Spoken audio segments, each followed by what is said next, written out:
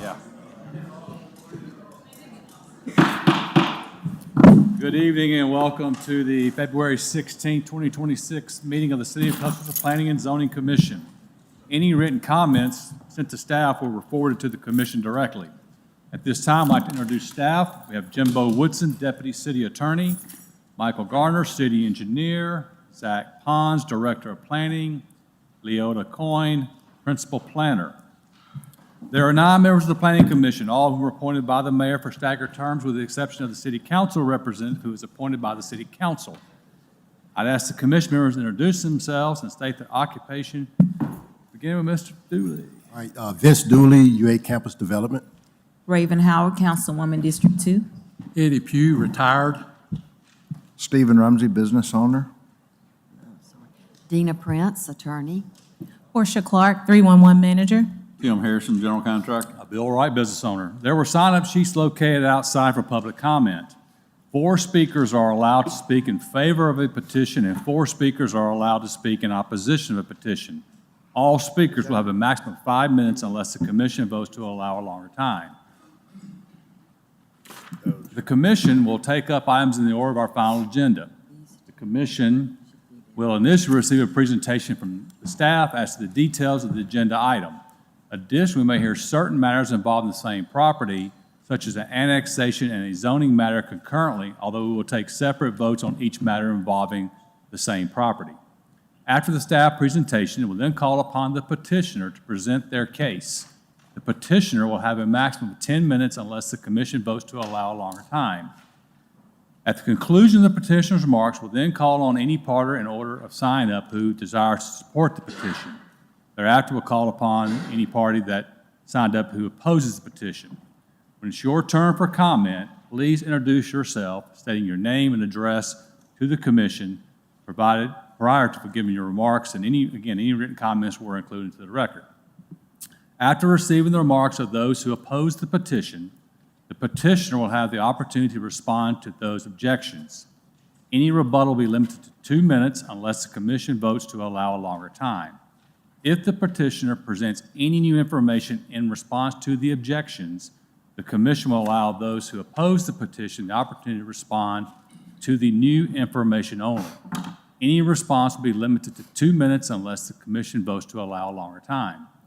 During the course of this presentation, you may be interrupted by any member of the commission for clarifications or additional information. Such interruptions will not reduce your time.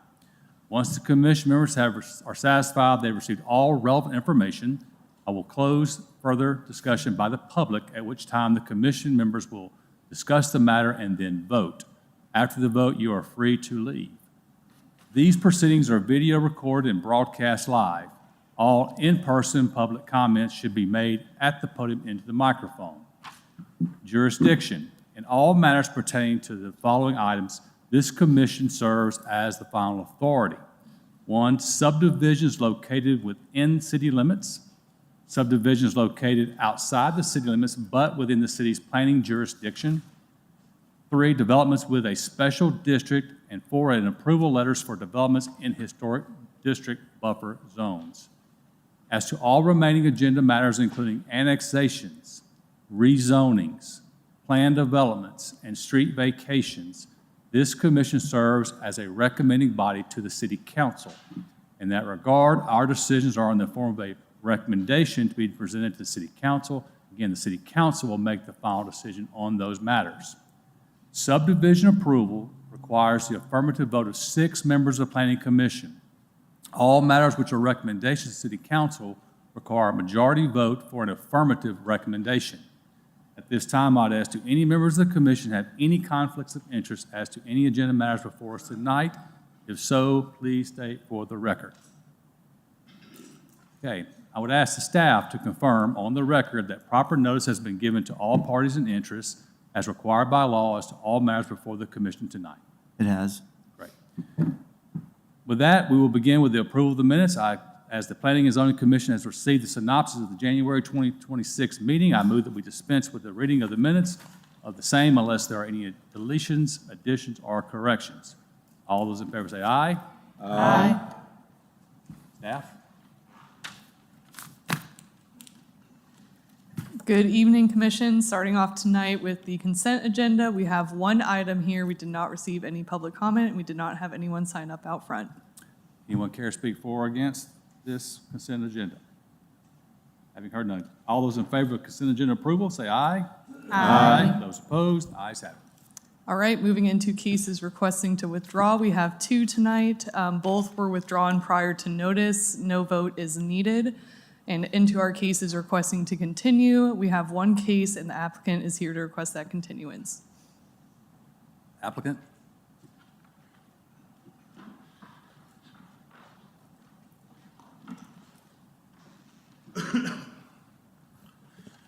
Good evening, Eric Hamner with TTL, representing Church Tuscaloosa. Just, we'd ask to continue this to allow for a little more time to get some more information and answer a couple questions for staff had. Any questions for petitioner?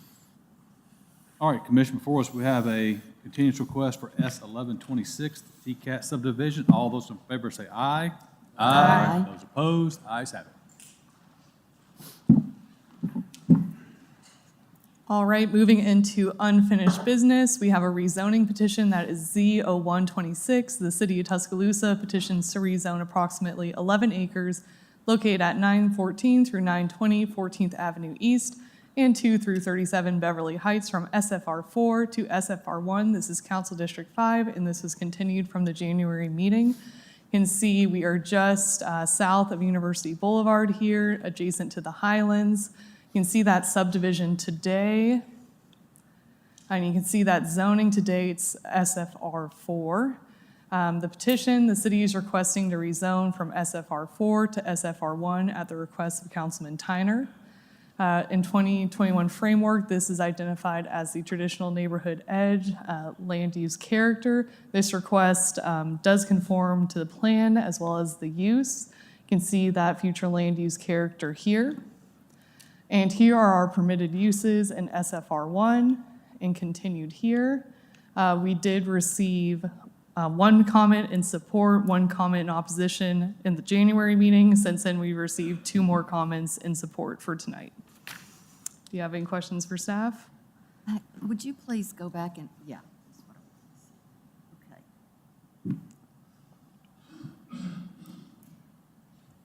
Thank you. Petitioner?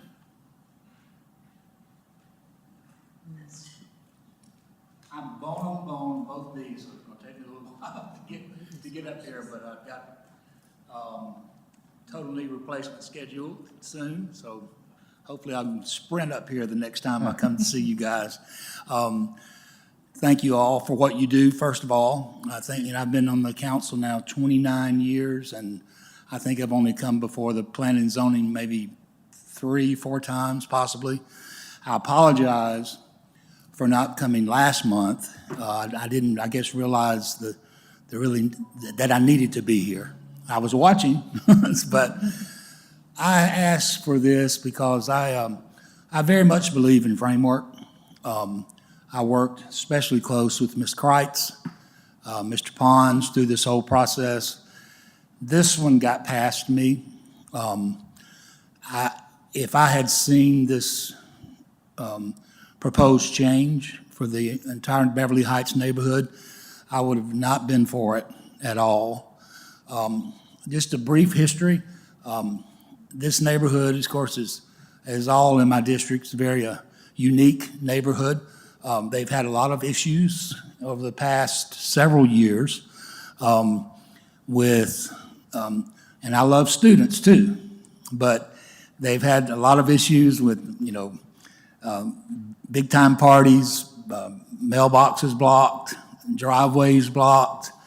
And so I've gotten to know so many of the neighbors here because of trying to help them have better neighbors from those who rent. And it I think it has gotten better.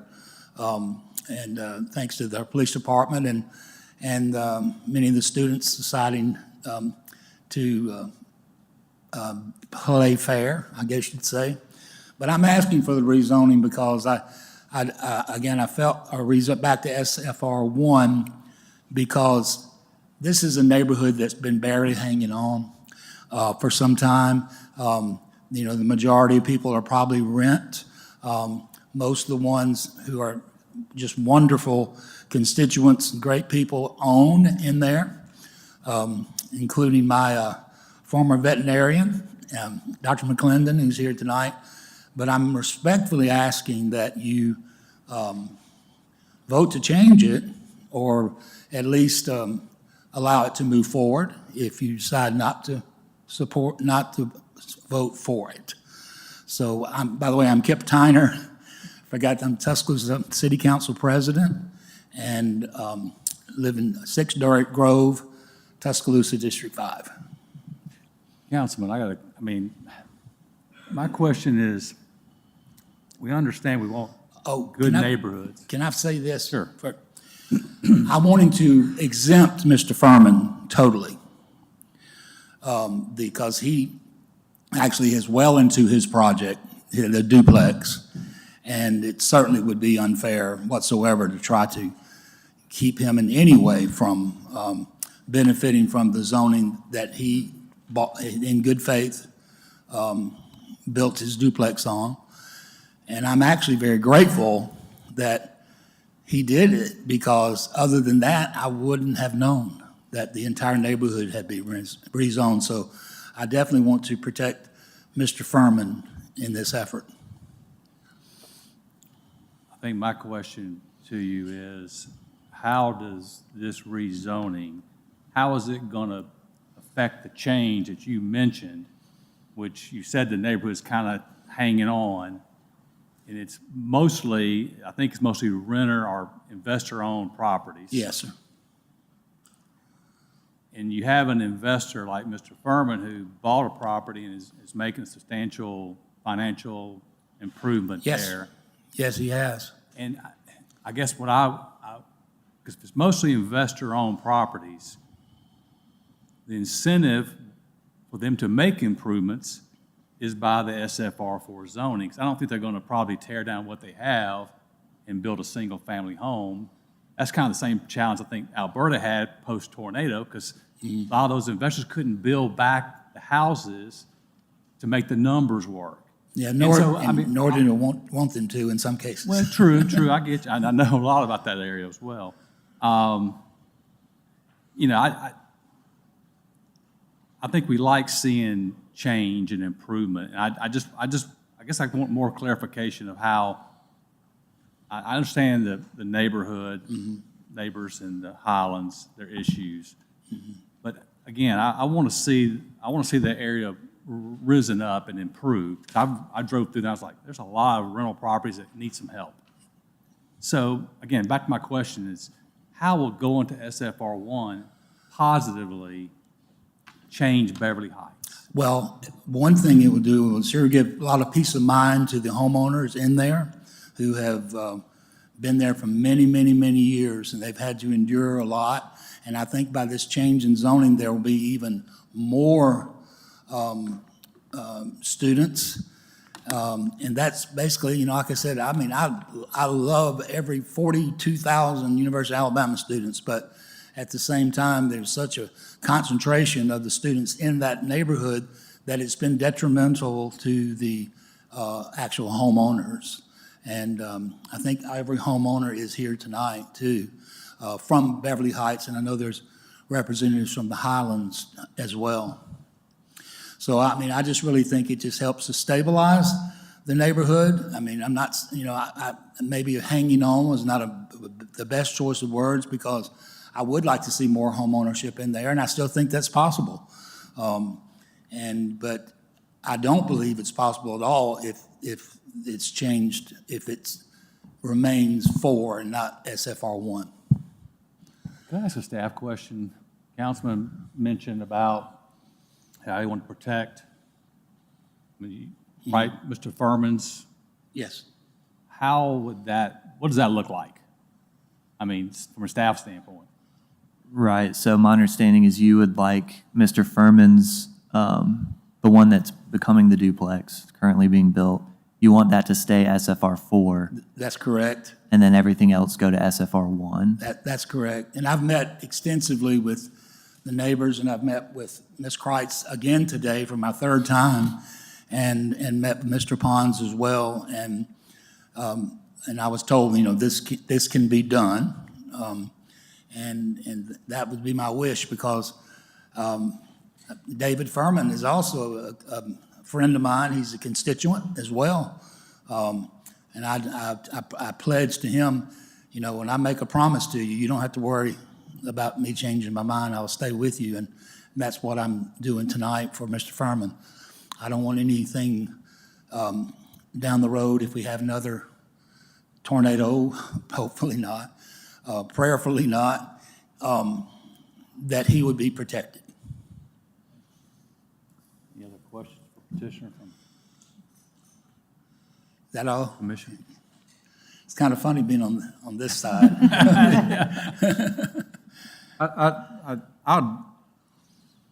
Councilman Tyner, what I think, we've got some people who signed up to speak. Sure. I'd like to hear from them.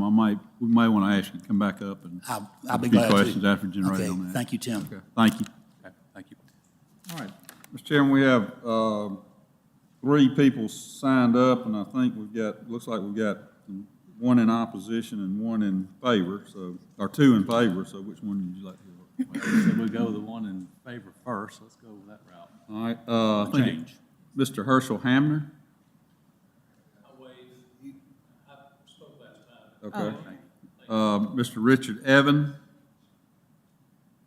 I've said everything I needed to say at this point, thank you. All right. Then the only other one, we have Mr. Blake Quarter.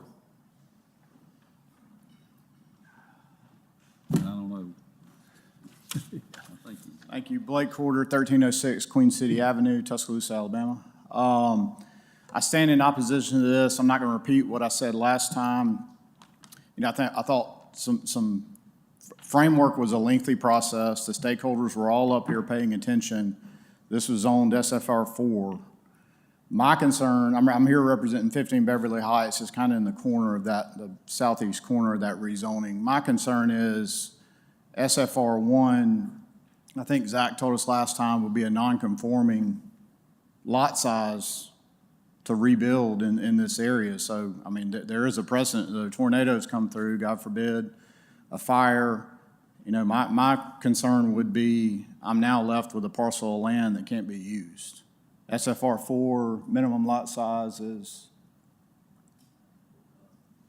but I think this puts all of them in nonconformance. I think there's a compromise here, and we talked about that last time. I haven't had the chance to speak with Councilman Tyner about it, but I think a common sense buffer approach would work better, but that's just me. I'd love to see a continuance. I can't ask for it. Sorry, my watch answered. I'd love to see a continuance so we can discuss that and come up with a common sense approach. What's your buffer? Yeah, what's your buffer idea? The main concerns from the Highlands to the west, if Furman's exempted, I think you can buffer on that western side with whatever makes sense in the current code and leave the rest SFR 4.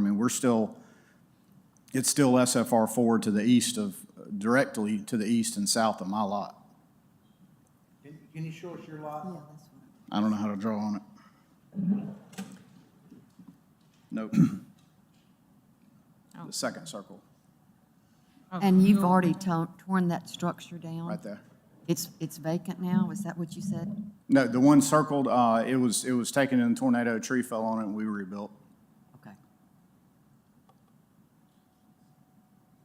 You rebuilt it when it was, what was the zoning for that area back post-tornado? RD1. RD1, not R1, which would Right. be SFR1 comparable now.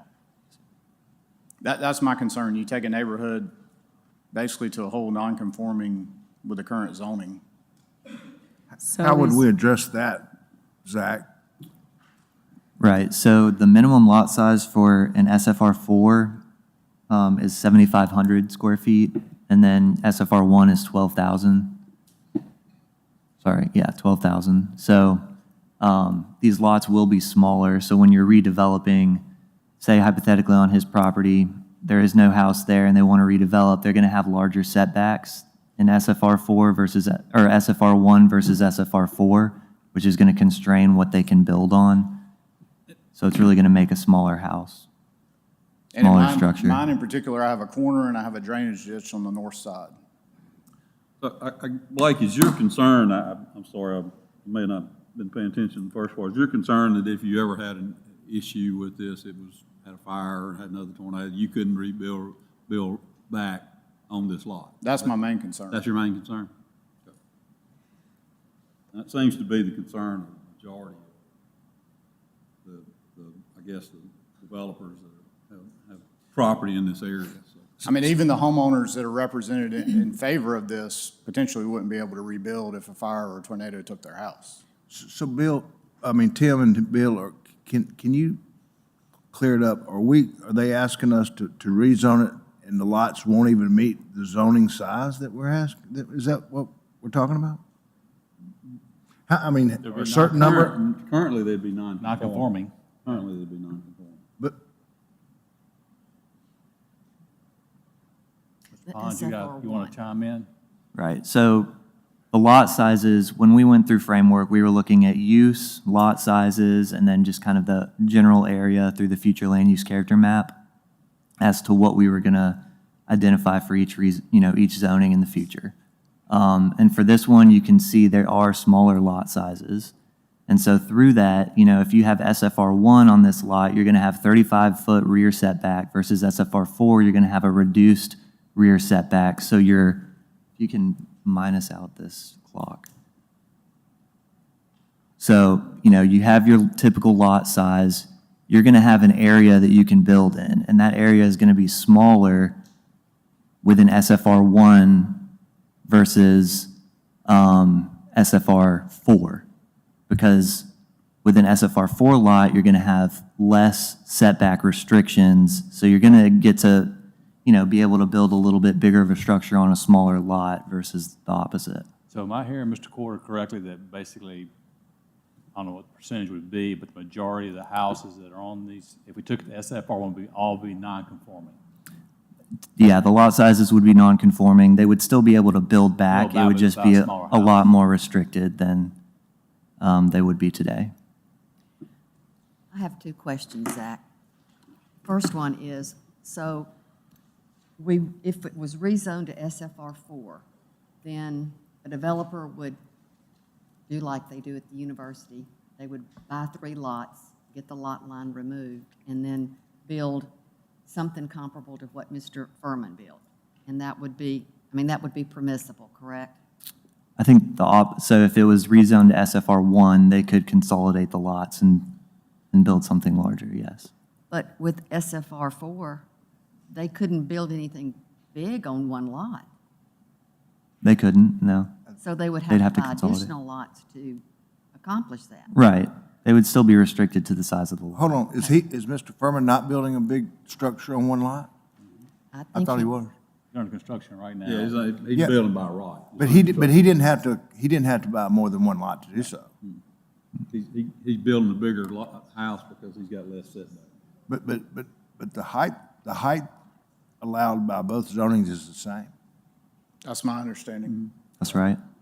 So let me ask you this, Zach, or maybe Blake, Mr. Porter, how many lots are we talking about? How many potential lots are we talking about internal to? 30 maybe? 30 lots that are owned by not private individuals? I guess by landlord who's leasing something. Oh, I'd say 95% is landlord-owned. 95? That's just a guess, just driving through there. I don't know. Right, yeah. Our homestead map, I think there were maybe five properties that were owned by the people who lived in them. So, I'm hearing some opposition out in the audience. Is that? That might not be 100% accurate, but I think it's pretty low. Yeah, I shouldn't speak to that. I don't know. Okay, all right. I think there's a common sense. I think the buffer approach, you've seen it in other places in the city. I think it could work here. And in my mind, again, simple view wouldn't unravel the work that was done in framework, but, that's up to Councilman Tyner and some others to discuss. Any other questions for me? You want to ask? I wanted to know, and I'm sorry I don't know this, but I'm having trouble with the new initials that we go by now. What about SFR 2 or 3? So SFR 3 has the 7,500 square foot lot size minimum, so it'd be the same as SFR 4. It's just the use would be, you wouldn't be able to build a duplex or a townhome, you would be restricted to just single family. So SFR 3 could be appropriate with the lot sizes. SFR 3, and what about SFR 2? SFR 2 is 9,000 square feet. Now, in SFR 3, they could not build a duplex. Right. But you still have the lot They size could concern. Just have the lot, you could build a larger house. But it wouldn't be non-conforming. Right. That would protect every owner in there, at least they could build It, back. to it would size. at 7,500 square foot minimum, right? No. Yeah, so the lot size for SFR 4 and SFR 3 and SFR 4 are the same. Same lot It's size. just the uses would be different. Right. Single family on 3 and duplexes can be built on 4. 4, that's right. Zach, just for kicks, what is two? What is 2? Just for kicks. 9,000. 2 is 9,000. 9,000. And SFR 1 is 12,000. So if we looked at the opposition and those that are in favor, would SFR 3 be a more appropriate situation for this neighborhood?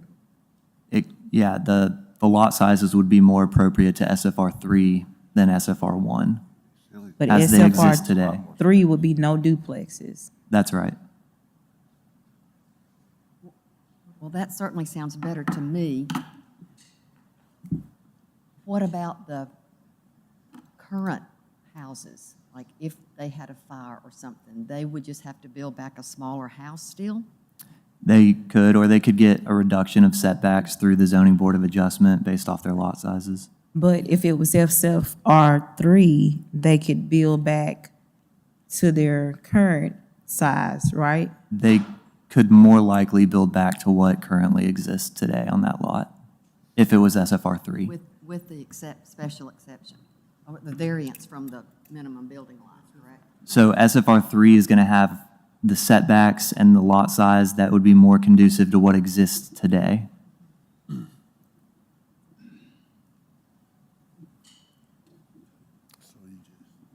Corey, you got any more? Nothing else from me. Any more- Thank you. Any more questions for, I guess not. Thank you, Mr. Corey. Mr. Chairman, that's all we had signed up. Councilman, do you care to respond to anything? We always allow that person who's petitioned to come back up and maybe you've heard a few things and heard an opposition, so take your time.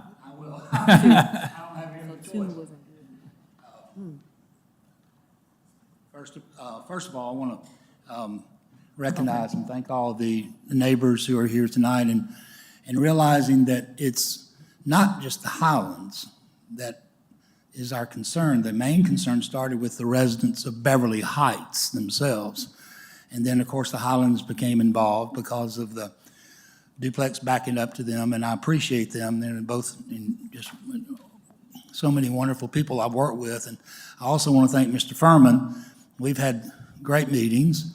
And I also met with Richard Ellis Jr., who has a concern too, and he seems to be happy now with after I met with him about it. He's got one piece of property in there, but he seems to be happy about that.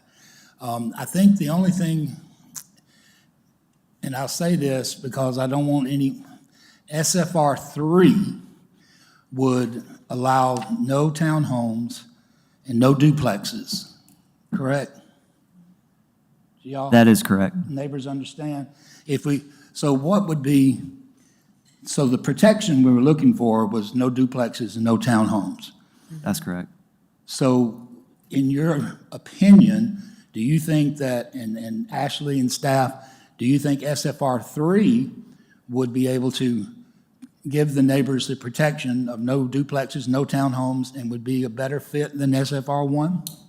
I do think that that would be a better fit for these lot sizes that currently exist today.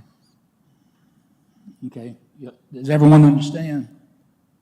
Could you elaborate a little on what SFR 3 means, other than Yes. Yes. Mr. Pons, you want to?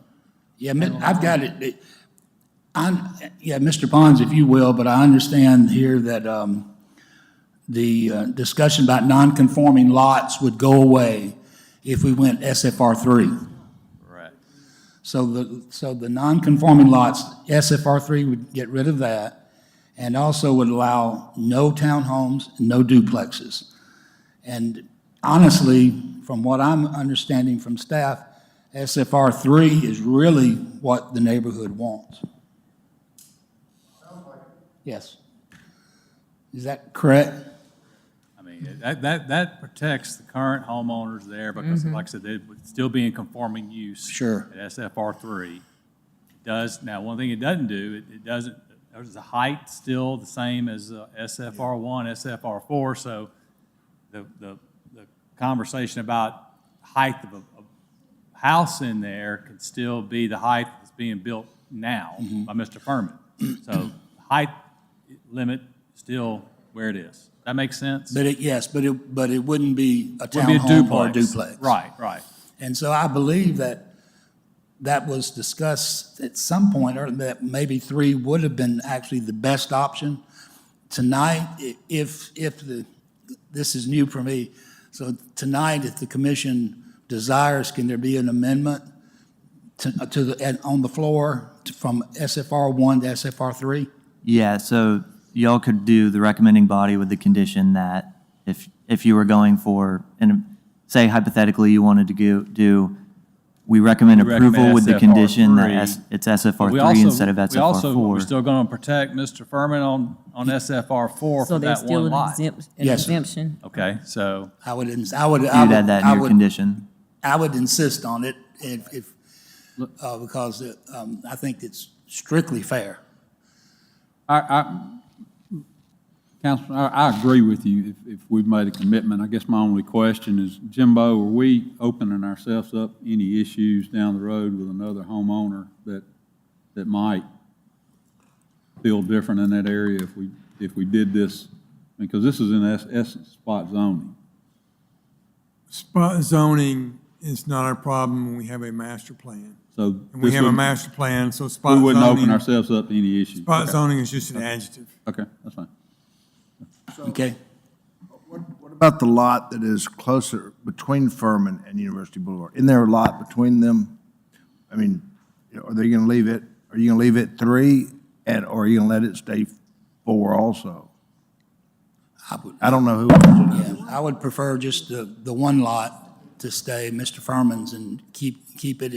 If we moved to SFR 3, Mr. Rumsey, I would prefer that everybody's FSR 3 except for Mr. Furman.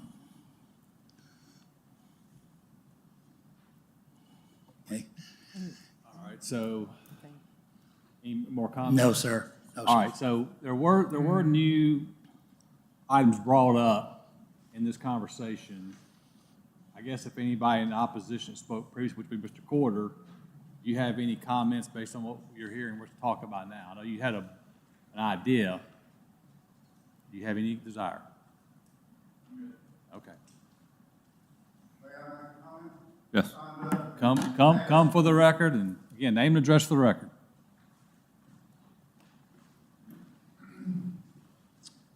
Richard Evans, 25 Beverly Heights.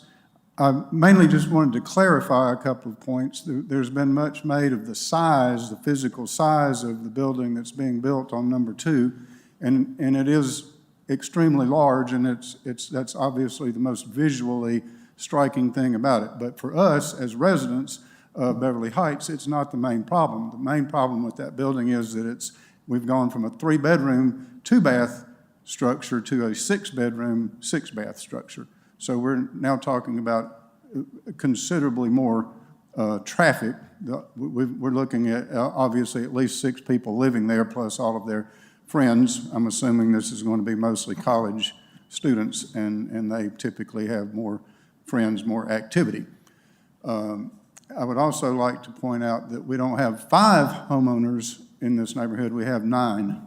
There are 9 owner occupants in our neighborhood. You As I'm counting, it's about a third of the neighborhood. know that in the Highlands, I guess that's SFR one. And in SFR three, SFR one, it doesn't matter. You can build a 10-bedroom house. You just can't rent to more than 3 unrelated. So in other words, there are no limits on the number of bedrooms or really the height either. I mean, if somebody wants to build a 35-foot house and build it 10 bedrooms, they have the right to do it if they can get it on that footprint. So just so you know. Well, I can understand that technically, but obviously the larger the building, the more people you're likely to have living there, Right. practically speaking. Yeah. I just wanted to clarify that. No significant change in anything, but honestly, the SFR3, if I'm understanding it, seems to solve the problem That for protects us. you, it protects you as well. Right, well, exactly. No, I'm good with that, and I think my neighbors would be. I can't really speak for them directly, but I think they would be in agreement. Thank you, Mr. Adams. Thank Appreciate you. it. Thank you. All right, I think we've heard from both sides. We'll close, and if anybody has any comments from this commission? I think it's a fair compromise. I got a compromise going. All right, staff, so on the motion here, we're changing it from the initial request of SFR1 to SFR3.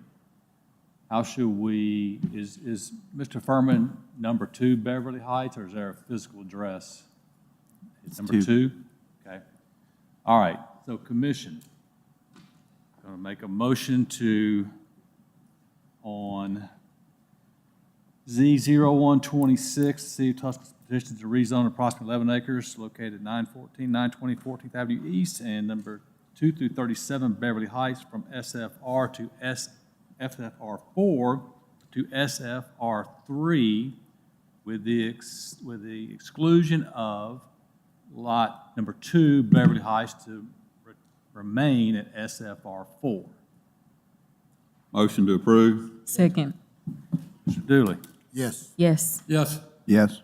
Yes. Yes. Yes. Yes. Motion approved.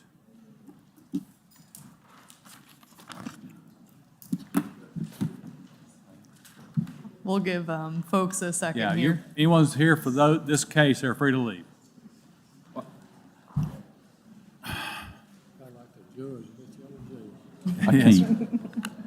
Councilman Tyner, while we've got you here, while we've got you here, can we get a raise?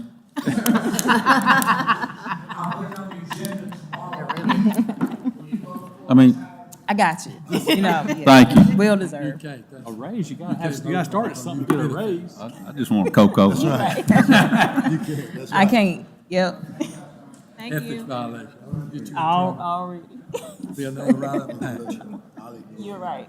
I'll ignore it. You really know it.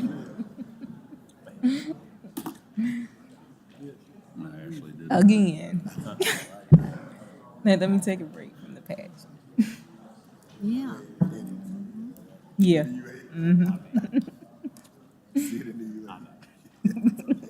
Yeah. All right, should we keep moving? Moving into our cases to be heard. Starting off, we have an annexation petition. This is AN 0326, annexing approximately 0.7 acres located east of 12053 Grandview Drive. You can see we're way far north on the lake off of Highway 43. You can see that lot is vacant today. They'd like to annex that area into city limits. You can see that in the blue hatch. And they'd like to do that for access to city schools. In framework, this is identified as a future service area. Here are department comments. We did not receive any public comment. Do you have any questions for staff? Oh, ma'am. Petitioner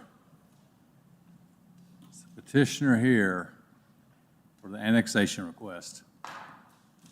All right, no petitioner, but I think we know why they want to do it. It's usually a pretty good cause and reason. So commission before us, we have an annexation request 0326, annexing 12053 Grandview Drive into the city of Tuscaloosa. All those in favor say aye. Aye. Those opposed? Ayes have it. All right, Commission, next up, we have a rezoning petition. This is Z0226, Build Art LLC petitions to rezone approximately 0.35 acres located at 1209 and 1211 18th Street from MR1 to MR2. This is Council District 2. You can see we're south of 15th Street here near Central High. You can see those lots today. There is a single-family home. It has been demolished, as you'll see in the photos. You can see that zoning today is MR1. They'd like to rezone from MR1 to MR2 to build 2 duplex units on the site. And as I was saying, you can see they have done the site work already. They've taken down the existing structure, just a different angle here. Here's that conceptual layout. So they're doing 1 duplex on each lot, 2 duplexes, 4 units total. You can see some elevations, the north and east side here, south and west side, rendering from the front of the structures, and all the sides here from different angles. In framework, this identified as traditional neighborhood core. This request and use do conform to the plan, and you can see that future land use character here. Here are permitted uses in MR2. You can see they are MR1 today. A duplex is permitted. However, they're having challenges meeting the lot standards to build a duplex in MR1. So they're looking at MR2, going through the rest of those uses. We did not receive any public comment. Do you have any questions for staff? Did you say that they can build a duplex in MR1? So MR1, a duplex is permitted. You do have to meet certain dimensions and standards for your lot to build a duplex. They are not meeting those lot standards to build an MR1.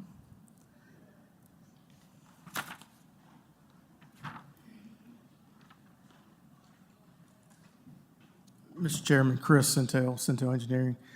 Speaking of non-conforming lots, the lots are 50-foot wide as they stand right now, so they have to be 60, is MR1 60-foot minimum? Zach, MR1 is 60-foot minimum lots.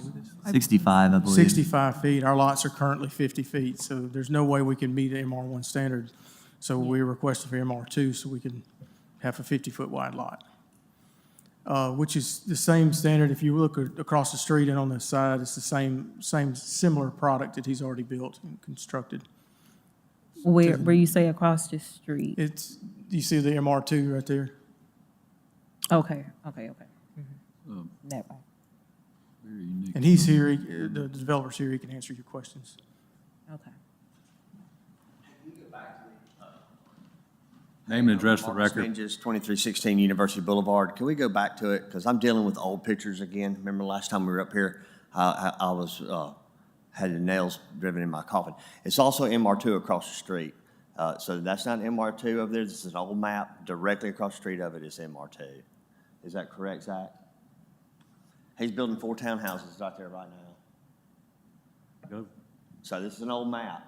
We're using old maps now, and it's just, it's MR2 up here where I built the 14 townhouses, but directly across the street. Can you from me is circle what MR2. you're talking about? Can you mark it on the map? Can you sorry? can you Can you circle mark it the on the area map? you're talking about Oh, on yeah, the map yeah, there? Right here Okay. is well, it didn't look the same as what I did here. Will you clear that? Yeah, directly across the street is MR2. He's got permits, he's building 4 townhouses there, identical to the 14 townhouses I built on the MR2 on the corner of 12th Avenue and 18th Street. So this is an old map. There's MR2 across the street from me. So this is a correct map, MR1 across the street. It wasn't rezoned or anything. So the MR1, like we stated before, you can have the duplexes. So that lot was able to build the duplex according to the MR1, correct? So they're building townhomes. Townhomes, okay. So this lot's building townhomes. He wants to build duplexes. You have to have a minimum lot size of 65, and he only has 50, so. And then what's that in the corner? And then he built townhomes, I believe, right? Oh, yeah. Up Where- in this area? Where, point on the map again? Right, on the north side, right? Yeah, over I here. built all the way down 12th Avenue between 18th Street and 17th Street. I built 14 townhouses there. And they face 12th Avenue, which across the street from me is Crimson Sterling Apartments. And they have similar heights. And then coming down 18th Street, I bought most of the houses on 18th Street. Some of them were had blue tarps on them since the tornado. On the MR1 lot, I proposed to go to MR2. It had blue tarp on it since the tornado. And then a similar developer has come across the street and bought the duplex house that was across the street. It was a duplex, tore it down, took the empty lot and went MR2, and he's building the identical the identical townhouses I built on 12th Avenue. So, you have a concern, or what's your point? I'm not spot zoning. I'm wanting to go to MR2 to do a similar development like I did across the street.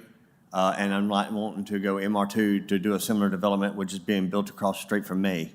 Yeah. So I'm not spot zoning. I just want to say, I'm familiar with this area. Can we go back to the actual view, the street view of it? I don't have, okay, yeah. That's the lots we're going to build on. There's two lots there. 2 lots. And there's a business on the east side of me, rental business, and then Jill Stonecyphers has the vacant lot, which she keeps equipment on. Across the street from me is an appliance depot, sells used appliances. The duplex with the 2 little sidewalks has been bulldozed down, and then he's taken that lot where he had the 2 connects and the shed built, and he's turned it to MR2. You can see the MR2 lots I did on 12th Avenue. And then, of course, I own similar houses going to the east on 18th Street, which I would want to do something with them eventually as well.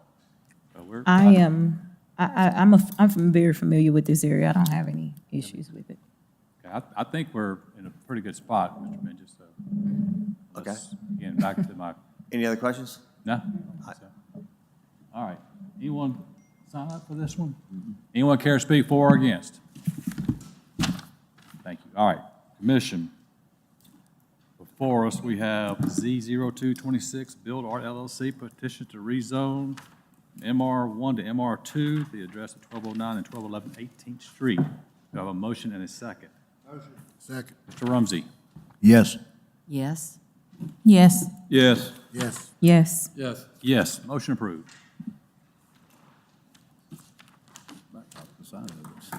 All right, Commission, we're going to go a little out of order tonight, moving into a special district petition. This is SD 0126, exterior renovation of 2 existing buildings within a special district located at 611 through 621 Greensboro Avenue. This is Zone D, and this is in Council District 4. You can see we're just diagonal from the Tuscaloosa County Courthouse. On the corner of Greensboro and 7th, you can see that aerial view, and that zoning is Zone D downtown. Getting into the narrative, the applicant would like to renovate 2 existing buildings on Greensboro Avenue. They'd like to add 3 ground floor commercial units with mezzanines and 6 residential lofts on the 2nd level. They'll add metal balconies and columns to the front and rear facade. Primary materials are brick, aluminum clad windows, and painted trim. Moving around the corner on 7th Street, they'd like to add a metal roll-up service door, and this will be used as the dumpster enclosure for the development. So starting on Greensboro, we're going to look at this building today, or excuse me, this building first. You can see those balconies to be added, those changes to the windows and door openings, and a rendering of what that may look like. Moving around to the rear of this building, you see that today. Same thing here, adding those new balconies and changing the windows and doors, what it may look like here. Now moving around to 7th Street, looking at this area right here, adding that roll-up door for the dumpster enclosure on this facade. The Architectural Review Committee did find that overall, this proposal meets the development standards for downtown and voted to recommend it to you all. We did not receive any public comment. Do you have any questions for staff? Go back to that side picture real quick with the actual picture. So those 2 windows right there will be gone, and then that's where the roll-up door will be. Assuming the dumpster will be rolled out to that little alleyway. So the architect can speak more on how it's going to operate. All right, so petitioner, come on up. Scott Burnett. I'm the architect. My address is 2920 First Avenue South, Birmingham, Alabama. I'm a partner at CCR Architecture and Interiors, also a Tuscaloosa native. So the plan is basically between the two brick pilasters to delete that material and replace it with a coiling overhead door to hide the dumpsters when they're not being emptied.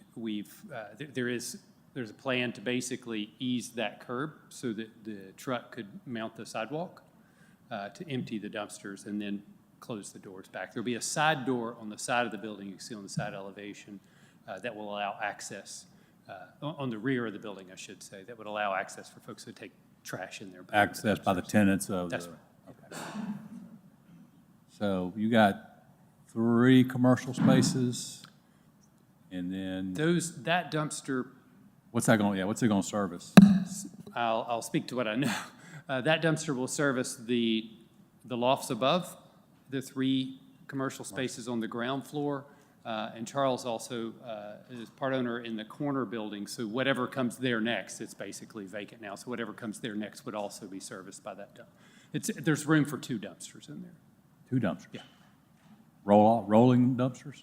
They're the 7-yard, basically typical dumpster, not the kind that caster out onto a sidewalk. I'll ask Mr. Rums this question, but how do you get the truck in there? The tines go in, they pick it up slightly, they back out, and then they dump, and then they. Okay. lower Is that, it you down. got enough room to do that? You don't have to get up on the sidewalk. Well, that sidewalk again. I'd probably, Go back to the They're picture. gonna revise the sidewalk, so this sidewalk, there's a whole sidewalk improvement that stops just before here. Okay. And then we will revise the sidewalk, eliminate the curb, so that'll be a valley gutter. Okay. With That's what I was trying to concrete. figure. I'm like going, how you get up in there unless you rework that whole area there, which that needs some help This anyway. area needs It needs a lot of work. dumpsters for sure. Yeah. And then everything behind the building, because we're putting all the new balconies in and we're taking all the utilities through that same sort of service court, all of that will get repaved as well. They're gonna rework that whole sidewalk or just the Yeah, part? we'll have to rework this section in front of there. Ooh, that'd be good. Yeah. Thank you, Mr. Spurlin. Repaving the city. I'm sure they appreciate that too. How many lofts up top? 6. 6. That's a big sidewalk. A lot of wasted space. Any other questions for petitioner?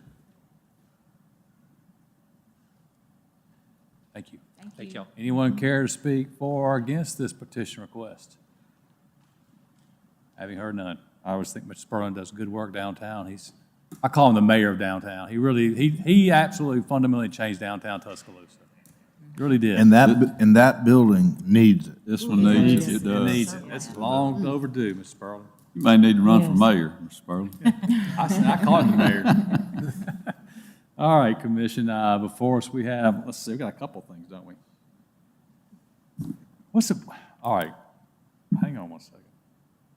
So why is this appeal pursuant to Rule 13 in No, this that's area? the next That's the one. next. That's the next one, it's, okay. Looks like it's part of the same case. Yeah. All right, we have before us SD 0126, the renovation of 611 to 621 Greensboro Avenue. Do I have a motion and a second? Motion to approve? Second. Mr. Dooley? yes. Yes. Yes. You may. Yes. Yes. Yes. Yes. Yes. Yes, motion approved.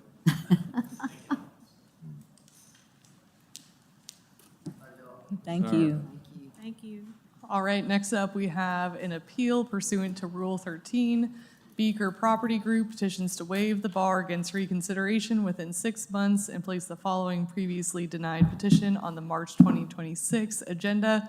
This is S-10425 Martin Estates, resurvey of lots 1 and 2 Martin Crossings, 27 lots, 2 open spaces on approximately 38.2 acres. This is on Martin Road and Martin Spur Road. You all saw this in December 2025. Just to refresh you a little bit, we're pretty far north here off of Highway 69. You can see that property today is vacant. This was denied December 2025. They're asking tonight to waive the bar against reconsideration within 6 months and to place this petition on the March 2026 agenda. This is the petition you saw December 2025 that was denied.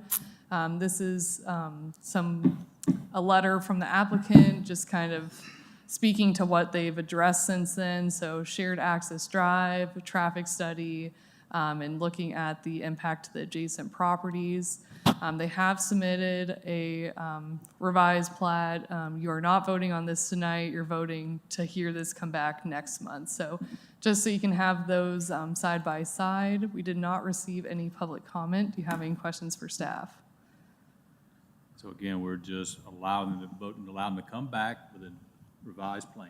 That's correct. Not voting on the plan, which we see there. Okay, thank you. Petitioner.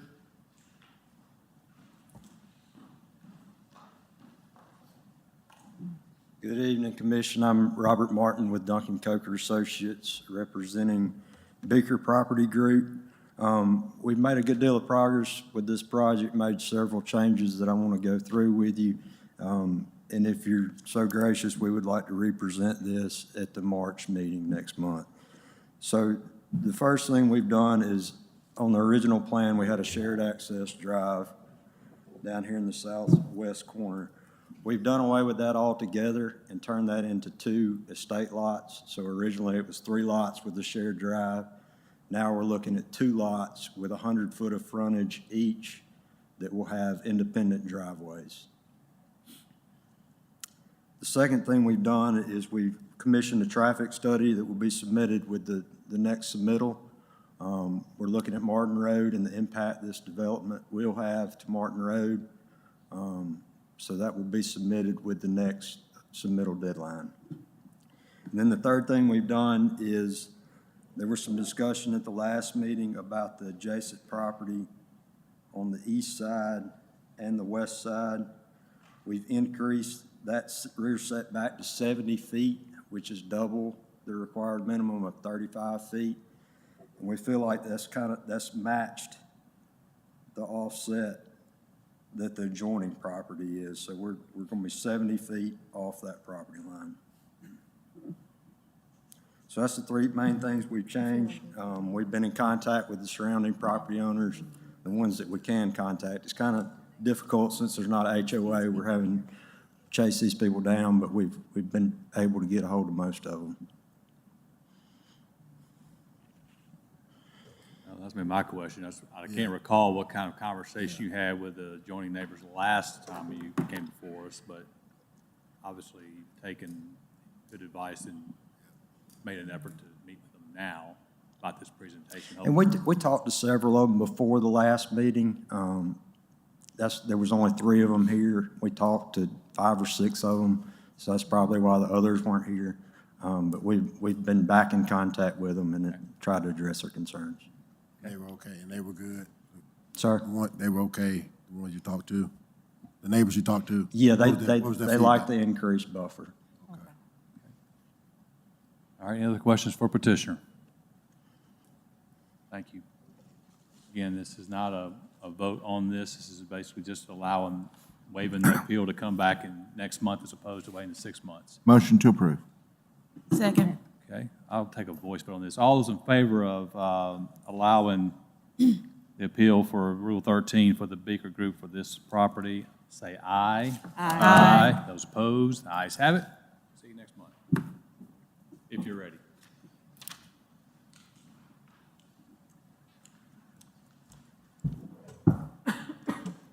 All right, next up, we have a companion case. This is at 2101 Jemison Avenue. This is a rezoning, Z0326, 0.15 acres from SFR5 to NC Neighborhood Commercial, as well as a lot consolidation at this property. So you can see here, we're just west of 359 and the Amtrak station. You can see there's 2 lots today. There's an existing structure on site. It's zoned SFR5 today, asking to rezone to neighborhood commercial. They said they would like to renovate the current commercial building. Staff has talked with the applicant. They will need to take down the existing building and build a new building back, and we'll look at that a little more as we get into the plans, but they state it's been commercial previously. So you can see that existing building today in that lot. Here's a conceptual site plan for what it could look like if they built back. The applicant has submitted a laundromat as the potential use, and this is what that could look like here. Getting into framework, this is identified as traditional neighborhood edge. The zoning request does conform to the plan as well as the use. Commercial is a secondary use in this future land use character, and you can see that land use character identified here. Here are permitted uses in neighborhood commercial, moving through these here, and one more. Moving into the subdivision, so consolidating to one lot, you can see that existing building, it is in the right-of-way. That is why it's coming down as part of this. You can see just removing that middle lot line on the plat without contours here. We have no variance requests. Do you have any questions for staff? And we did not receive any public comments, sorry. Okay. Petitioner.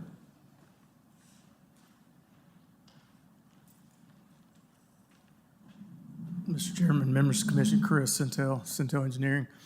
As you can see from the, go to the preliminary plat. How do I get that?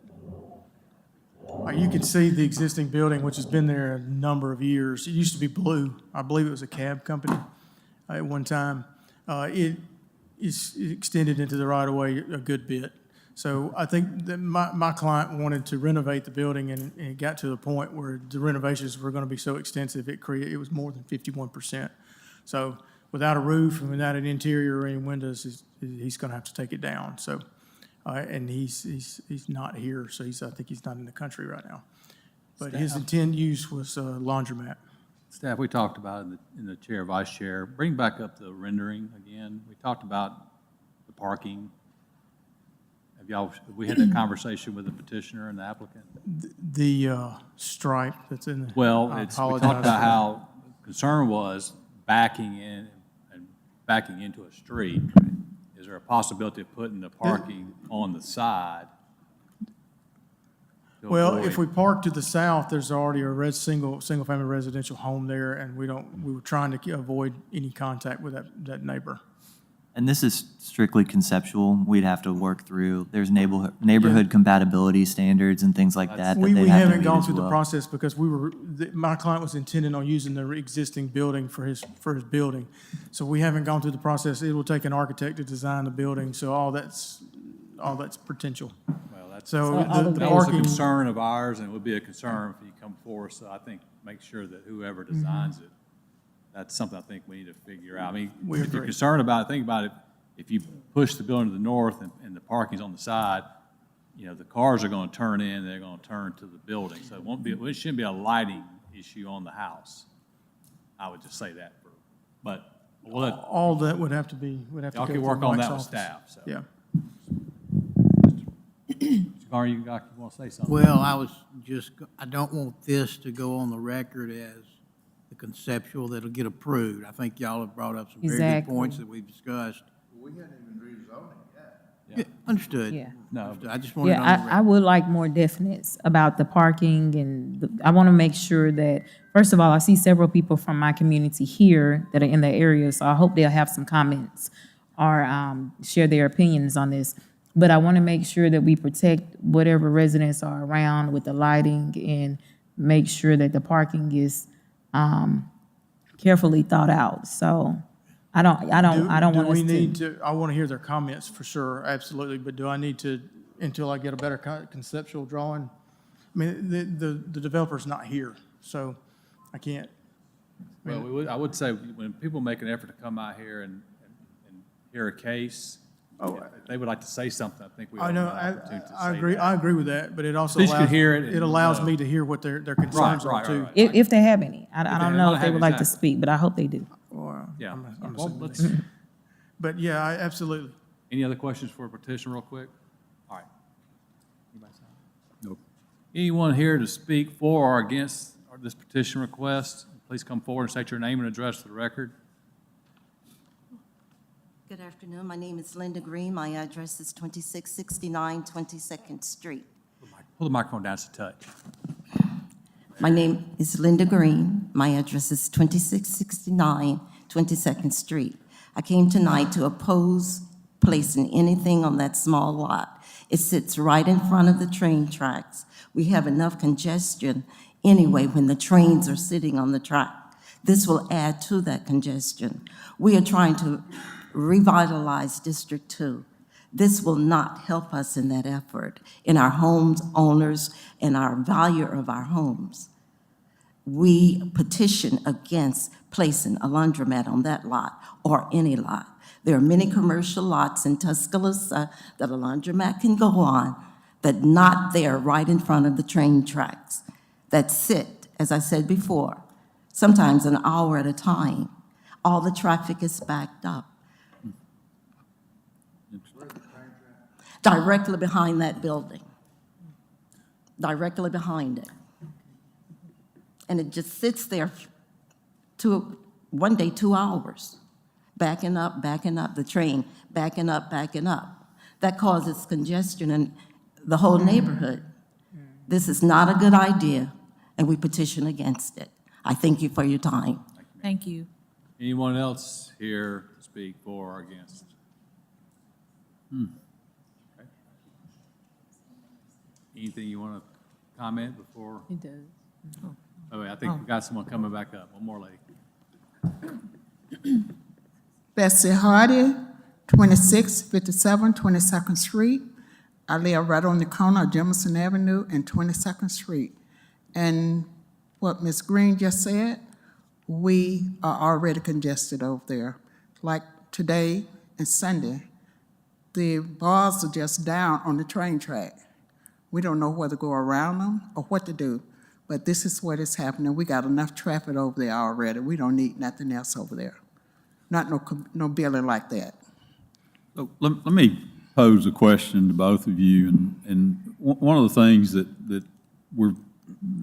wanting to go neighborhood commercial, obviously, and we're really trying to make sure that it's the right use to go in a commercial area going into a neighborhood. I assume that y'all represent other members of your neighborhood that are opposed to, one of a benefit of a laundromat in that area. Is that what I'm understanding you would? Well, we really don't need no kind of commercial building over there. Okay.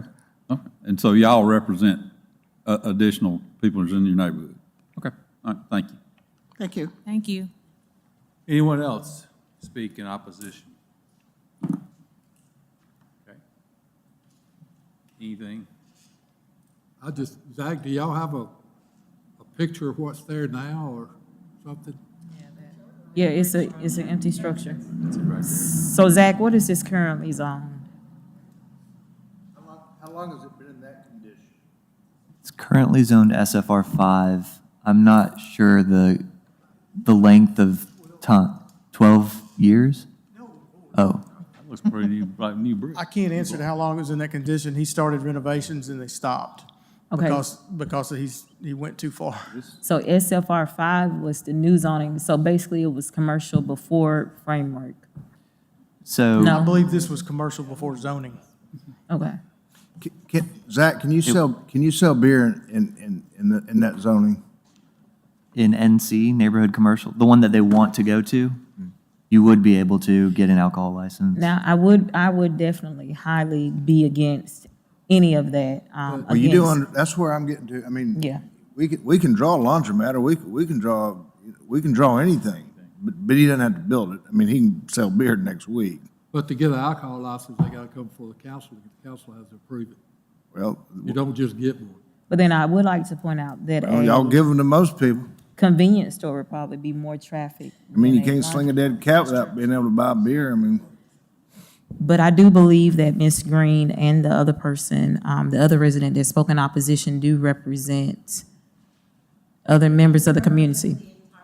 Yeah, so can I ask this to Centel Engineering? Can we meet with the residents, Ms. Green? Can we meet? Can we discuss all of the options? Can we come up with a time to meet soon? Absolutely. Okay. I'm not opposed to that at all. How do I do? Can I continue on the rezoning and go ahead with the subdivision? Okay, wait, No. do what? Continue it, just continue it. That'd be fine. Request for a continuance I mean, and then I don't- speak. I think he I'd be needs glad to the do that. subdivision to do anything. I guess my because it's biggest in the concern- right-of-way. my biggest concern is not what the ladies brought up, but we're getting ready to change the zoning that can, she thinks the train's a problem? They'll be giving tattoos and piercings and selling beer. That's why we need to talk, yeah, because. Real quickly, is the petitioner, is he in this business? Yes. So he has multiple, Oh, they have multiple locations. what other kind of business does he have? A convenience stores, but he wants to do laundromat. See, I think, I think that's my fear as well. You know, if we change the zoning, and let's just say the laundromat, he sells it to somebody else. It becomes anything at Understand. that point. Convenience Yeah, store, it can become something that's even worse than. That's the biggest a laundromat at this point is the least of the concerns. Yeah, so basically, you Yeah, we're- petition to Train won't be a ask a problem. continuance request. Yeah, absolutely, and I'll get with you. I think that's wise and Train will be led at by least our word. council representative. Okay, yeah, we do. All right, so commission, we have a continuance request on Z0326 and S0726. All those in favor say aye. Aye. Those opposed, ayes have it.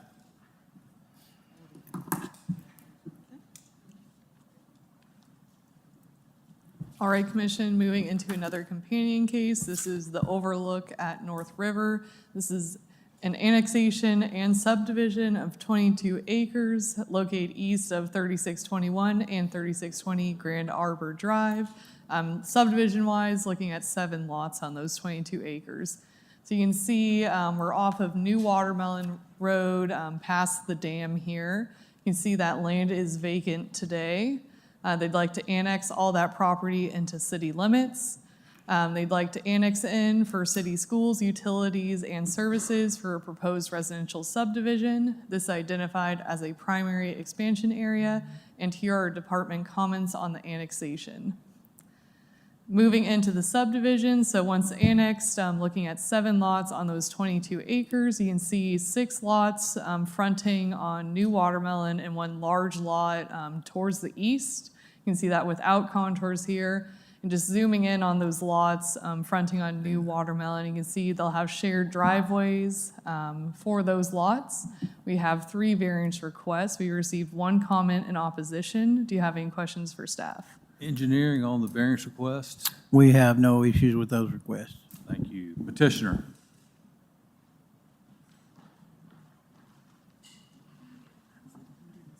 Commissioner Robert Martin with Duncan Coker Associates, again representing Baker Property Group. It proposed 6 lots fronting Watermelon, average width of 120 to 110 to 120 foot width.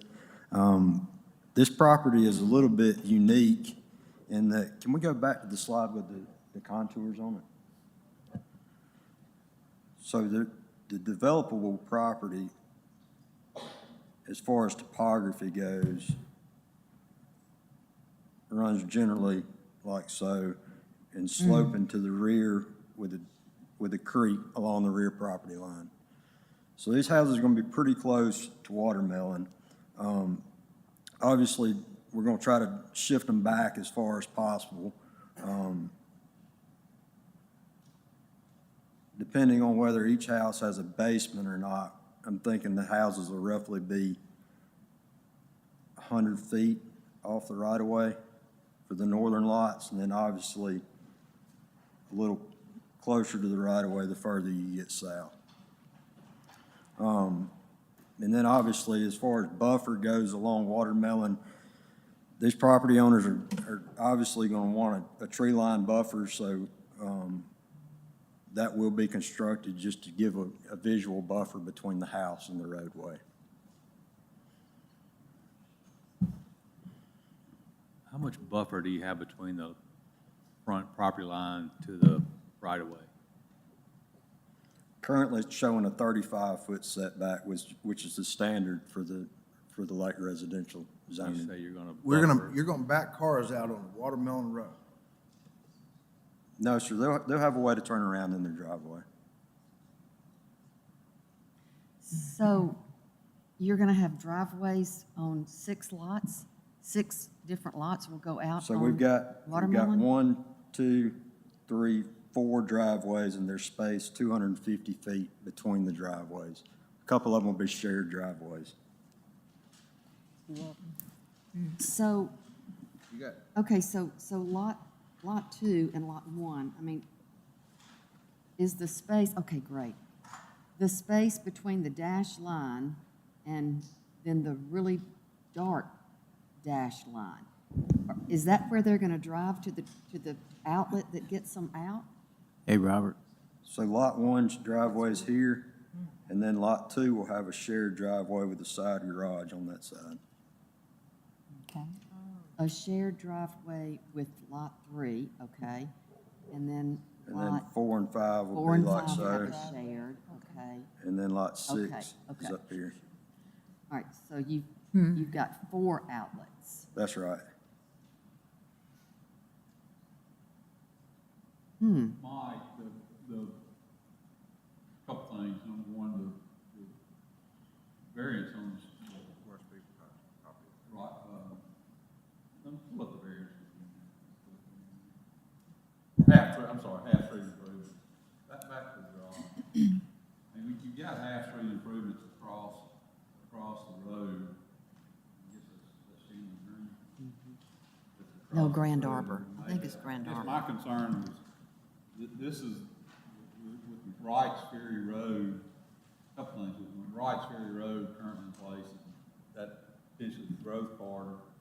That potentially being the growth corridor of, in Tuscaloosa, do we not need to require half-street improvements as well as, I mean, I understand the topography issue, but I'm very concerned about it being so close to the road with potential expansion of the road down and the impact of these shared use drives and all that. There's a lot going on in this very small distance here.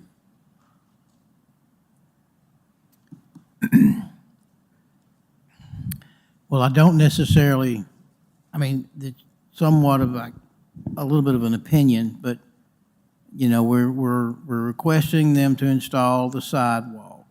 As far as potential road widening and curb and gutter in this setting, I felt it was appropriate to waive that. If you'll remember the Hidden Oaks development that came before you a year ago or whatever, we waived the half-street improvement on that development as well. Their lots had a little bit more street frontage per lot. I think theirs averaged well over 100, but it was still a fairly significant road frontage that we granted the half-street improvement on. I feel like we need to stay consistent with that in some fashion as well. The Hidden Oaks, which one was that?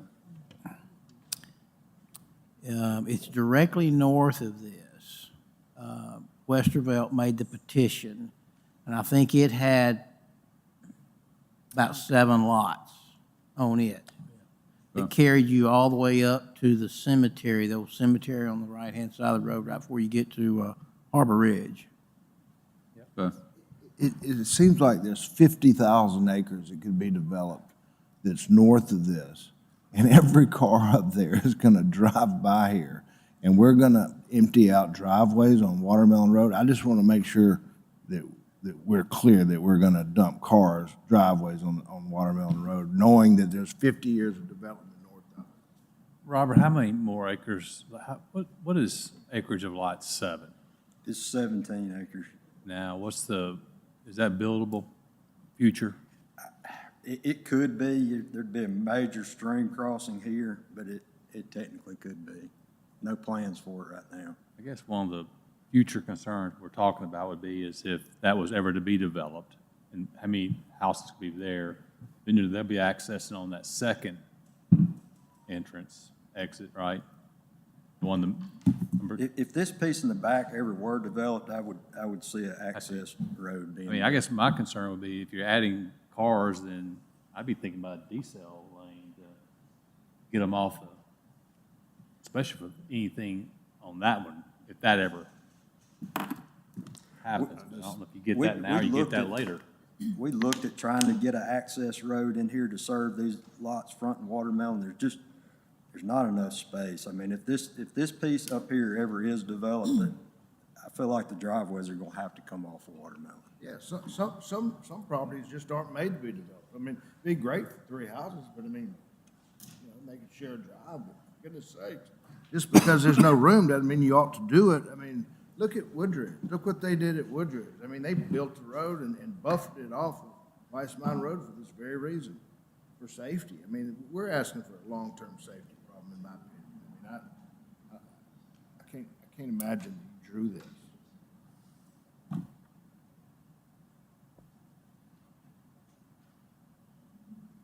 Might be the worst piece of property I've ever seen. Any other questions for petitioner? Thank you. Anyone here to speak for or against this petition request? I don't think anybody signed up. No.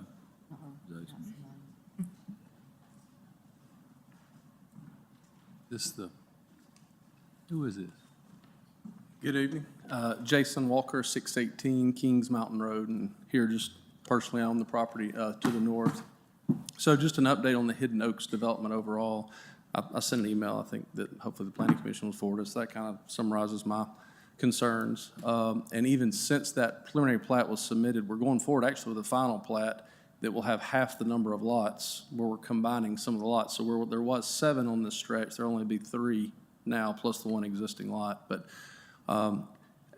you know, as my email noted, I guess, I think it's a lot of frontage there, and the intent for what we'd want to do, including building a personal home, would not to be this, but if it is approved, we go on and we could look at it and see. But I mean, I think it sets a tone that if it is allowed here, there's a lot of money to be made by doing it a lot more as we go further north on the property that I own, and I'm not. So if it's approved, I would hope I would get consideration to look at doing that just from a financial standpoint. Not that I think it's appropriate in this kind of density and this much frontage on what is a major growth corridor. But again, just wanted to express those concerns. Thank you. Thank you. Thank you. Anyone else speak for or against? Petitioner wants to. Robert?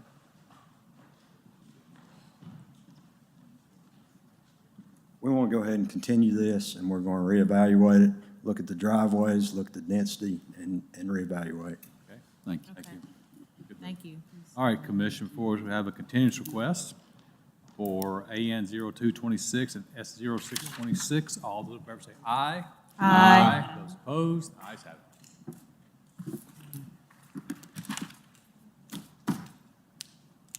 All right, Commission, moving on to another companion case. This is Cambridge Creek. This is a GPD amendment. It's the first one you've seen since framework was adopted. This is, sorry, I'm gathering my thoughts here. So we're amending a previously approved general plan development, now going to 121 single-family residential lots, 25 townhome lots, 5 commercial lots, 10 open space lots, and 1 additional lot. This is 81 acres. Looking at the subdivision, this is on 56-5 Old Colony Road. Okay, so we are south of Old Colony Road here. You all saw this. I believe North Village was the most recent name you saw it under. You can see that lot's vacant. They are developing it today. You can see it is zoned GPD, General Plan Development. They'd like to amend the previous approval for general plan development. This is the plat you saw in May 2023. You can see the commercial lots in pink, open space in green and blue, single-family homes, and then those townhome lots on the far east side. There's been some administrative updates since then, so this is that current site plan. This is the proposed, and we'll look at those side by side so you can see substantially more, 3 additional commercial lots on Old Colony. Those are in the pink shade. We have an additional trail connection shown in the open space lots. So those are kind of the major changes that they're looking to amend with this GPD approval. So looking at the narrative, 152 total lots, 120 single-family residential lots, 25 townhome lots, 6 commercial lots. Looking at 2 phases. They'll have that commercial area that'll be walkable for folks who live here, open space for residents. Overall, looking at a lot of open space and recreation opportunity, and they'll have an HOA. Here are the commercial uses they're proposing for those commercial lots. Now just zooming in so you can look in detail, starting at the northwest corner on Old Colony, you see those commercial lots, moving south to those single-family lots. Moving over to the east, you can see that trail connecting through to that nature area in blue. You see those townhome lots pop up.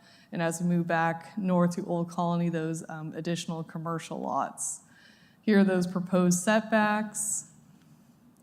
Here are some samples. These are the same ones you saw when this came before you previously for those single-family homes, townhomes, and the commercial development. So just to clarify, since the legal notice was posted, we're now at 6 commercial lots, 120 single-family lots, 25 townhome lots, 8 open space lots, and 1 additional lot. So a little bit of change there.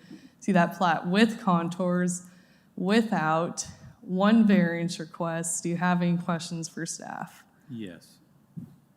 Staff, Mike on the Half Street. We're okay with that. I'm a little confused on the phasing. What's phase 1? So you can, the applicant can confirm, but you see that purple line is the phase line here. So they're going to be basically doing the commercial and these little townhomes on the right-hand side, and then these few lots over on the left-hand side, and the ones in the back. That's up, well, to lot, like, right here. Okay. What's the, no, okay, you got houses here, too. I don't see the townhouses being in either Townhouses are on, phase. Townhouses are over here on the right, they're on right? phase 1. then. They Phase are on 1. phase Yeah. 1, okay. Yeah. Okay. Yeah, highlight everything going phase 1, just. Like they're doing the perimeter road. Outer. Okay. Petitioner.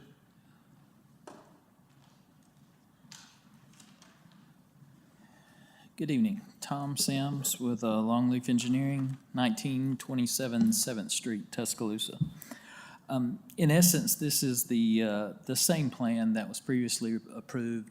As a matter of fact, it's currently under construction, well under construction. They've moved the majority of the dirt by now.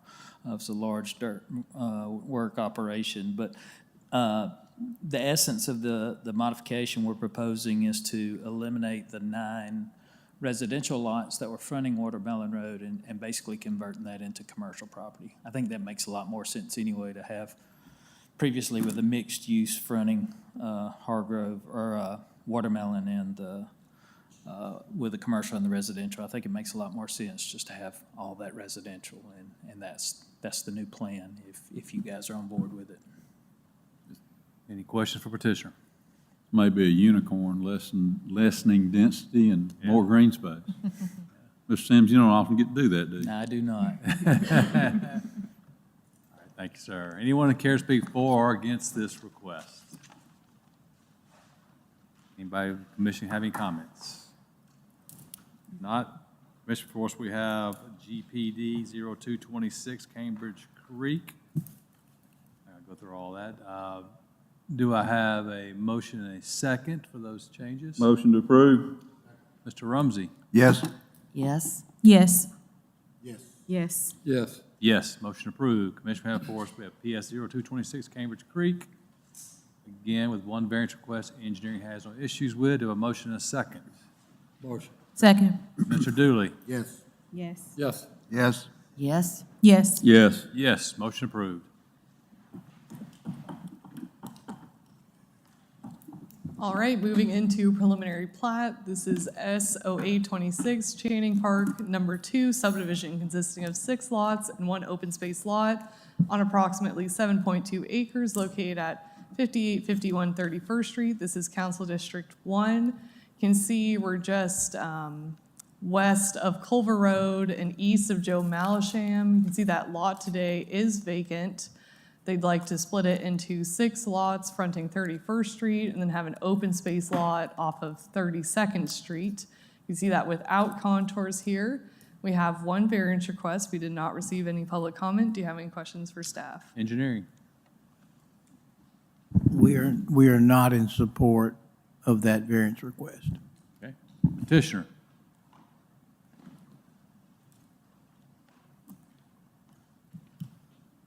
Chris Centel Engineering.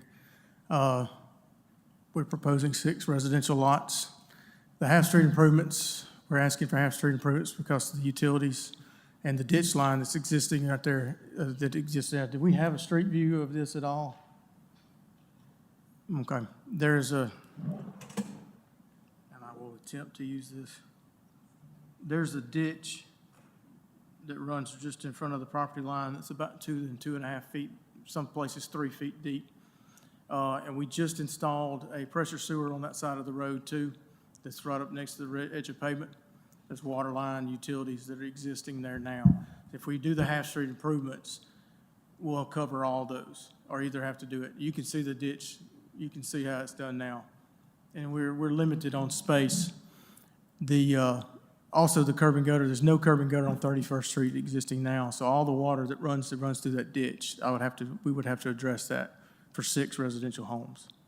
So that was our reasoning for that. And we just don't think it makes any sense in this particular case.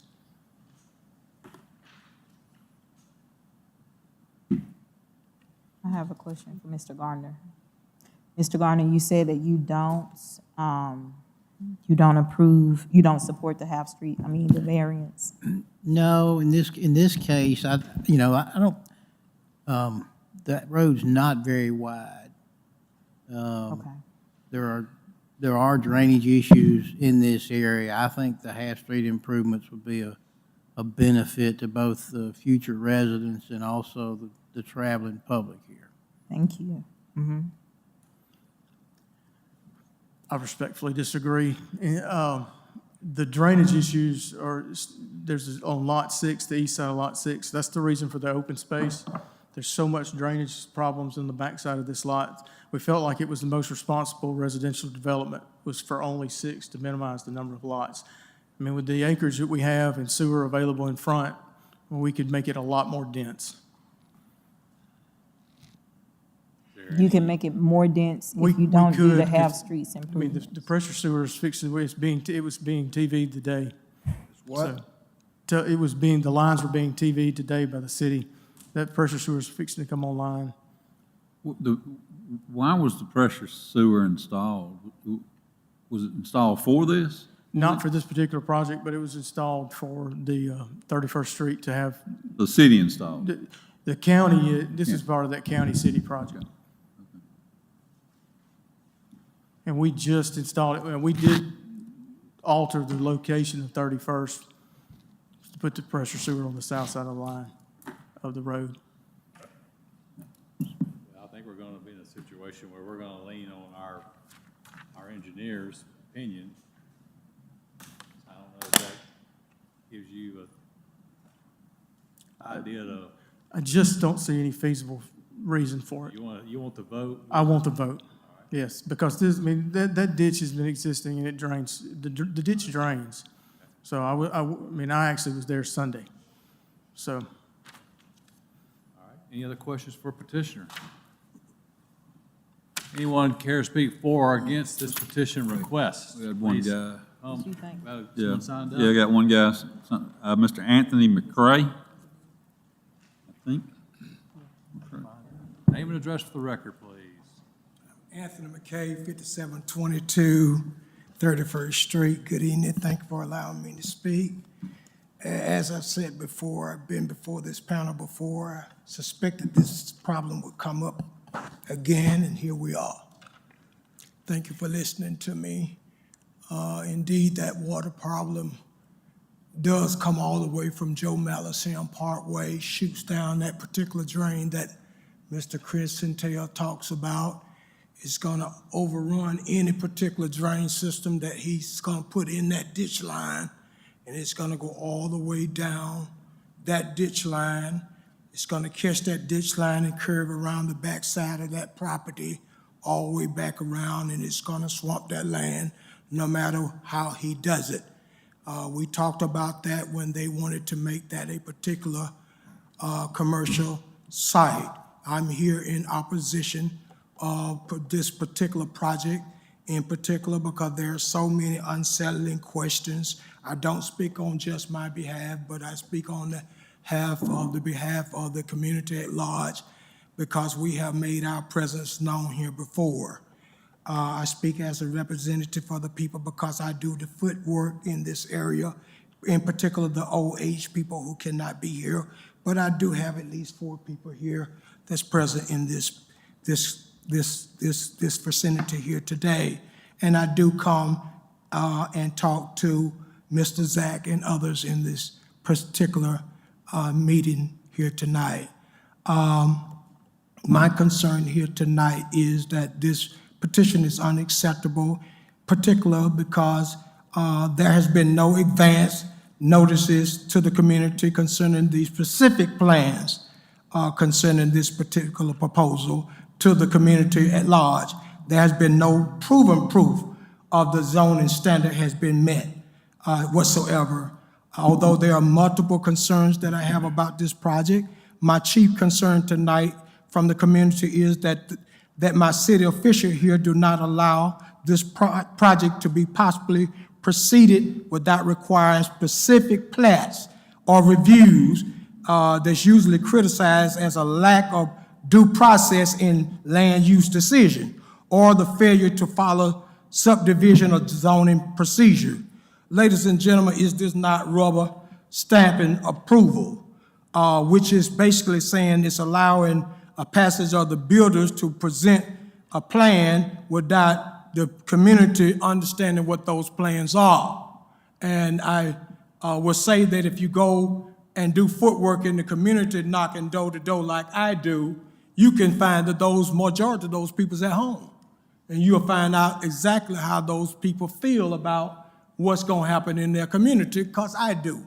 They're home when I get there, and I understand what their needs are. I understand what they want and what they don't want.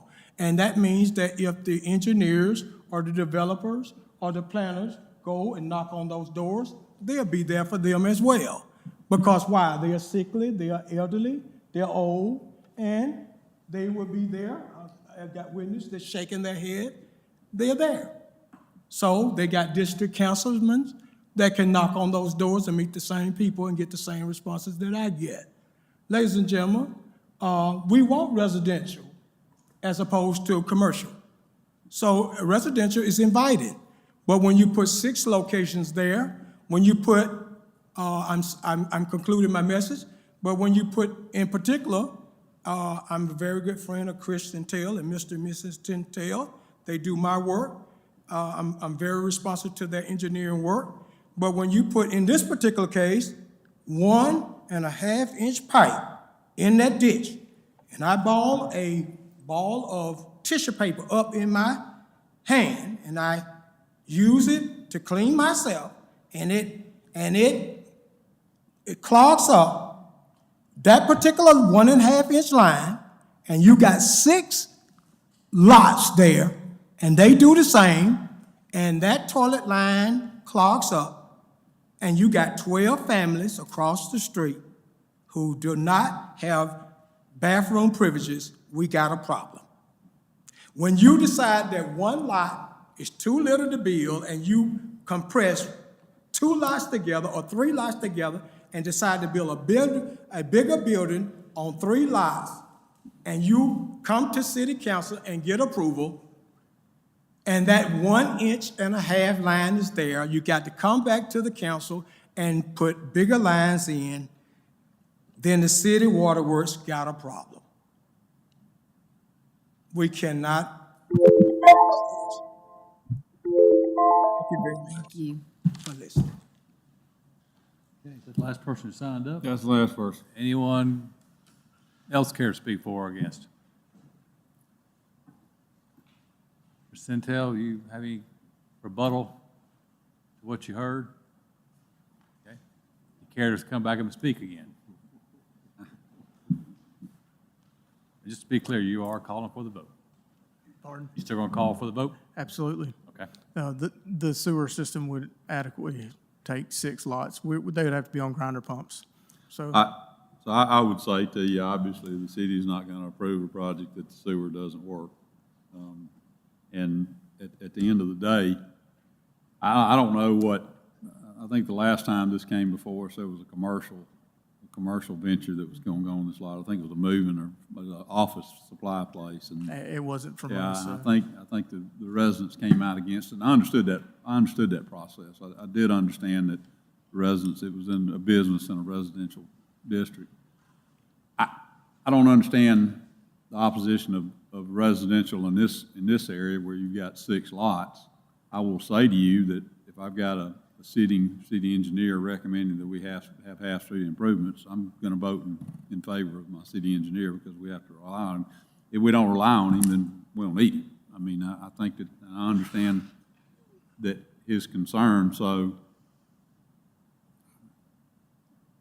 outside of that, I think it's a good development with 6 lots on it. I agree with you. They're 1 acre You lots. need to understand that we have our city engineer telling us that he's requesting half-street improvements on a narrow road. I get it. It's a safety concern. I mean, we're shifting stormwater from one location 5 feet to the next. I mean, it doesn't make any sense. So I have not had a chance to speak to the councilperson for this district, so I have some mixed feelings on it. But I do want to know that if this passes, then we're going to require those variances? Okay. I mean, I think he's asking for a vote without the variance, though. I don't think this project is feasible with 6 lots and doing a half-street improvements for 600 feet. I just don't think that's going to add another thousands of dollars per lot for a single-family residential home, when I feel like, I heard the concerns. I was actually at the meeting with the commercial, and I actually did the work for Mr. McKay. I consider him a friend. I would like to say his lot is 1 acre, and all these lots are 1 acre, plus this lot 6 is a little bit better, and I feel like I don't it's think anybody's responsible. got an issue with development. I think it goes back to we're being told by our engineer that he is not in favor of this variance request. And again, what Mr. Harrison said, I mean, we rely on their opinion because he has the best interest of the city in mind. So, okay, well, So, and if I y'all mean, want that's- half-street improvements, I think then that's what I heard Mr. Harrison just say, and I agree with kill it. the project. Thanks. Are we the final authority on this, or does this come before the council? I didn't hear you. Y'all are the final say. Yes. I don't know. We're final subdivision. All right, yeah. I mean, so we're closed to public. So what about, anybody, any comments from the commission on this matter? I mean, we heard Mr. Harrison speak, and I kind of echoed and seconded what he said. But I like it. I really like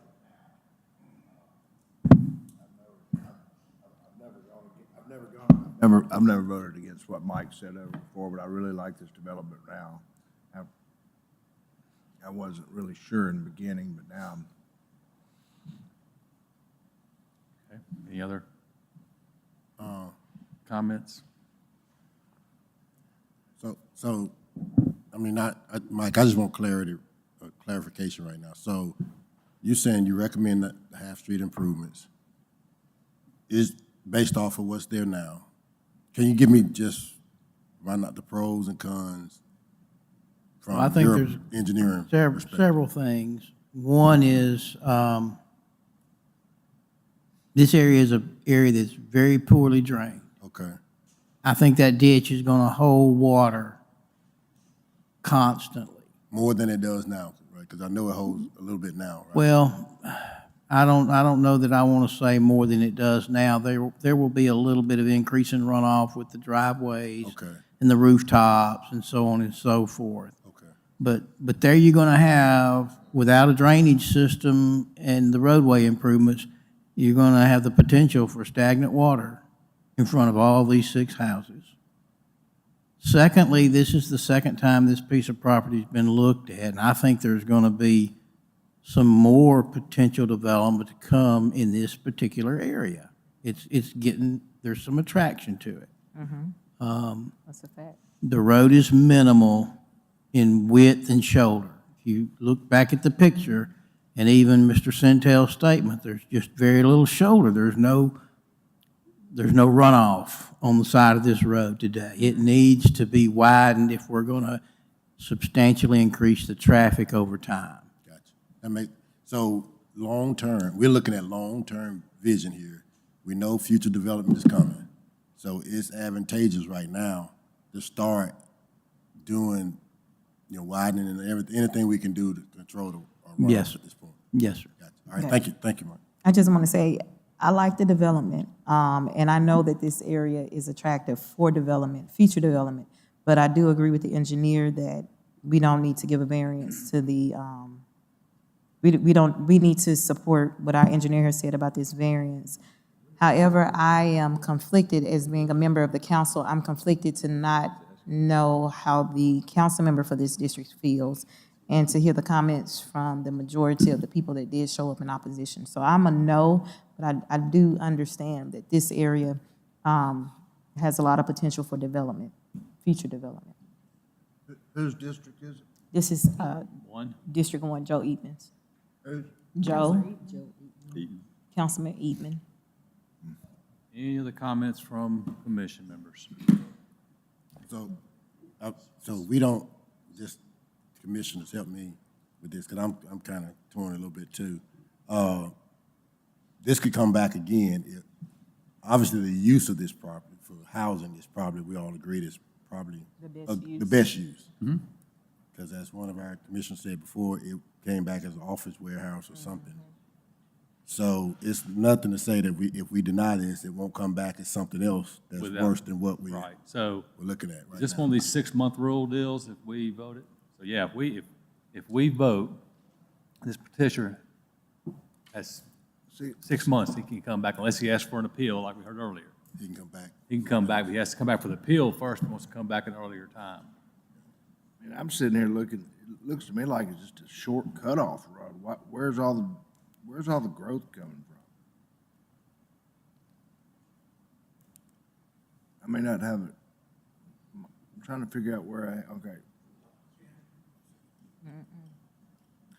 Okay, any final comments from commission? All right, commission, before us, we have It's just a cutover road. S 0826 Channing Park subdivision, number 2 subdivision. We have a variance request, half street improvements. Our engineer is not in favor of that variance request. So we'll be taking a vote on. One more question, Bill. Yep. How close are we from the park? I don't know. Because don't we have a policy? Sidewalk? Yeah. No. It's too far from. Okay, to connect them? Okay. All right, so. And just for clarification, another question. Since they're wanting a variance, and I don't want them to have the variance, I vote no. You vote? Okay, just making sure I knew what to do. Yep. Because you'd be voting yes, we would grant the variance request. Okay. So, again, to make sure we're clear, we're voting with variance request as part of this vote. Our engineer is not in favor of that variance request.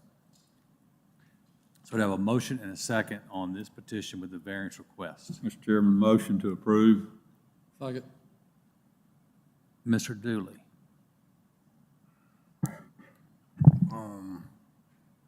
No. No. No. Yes. No. No. No. No.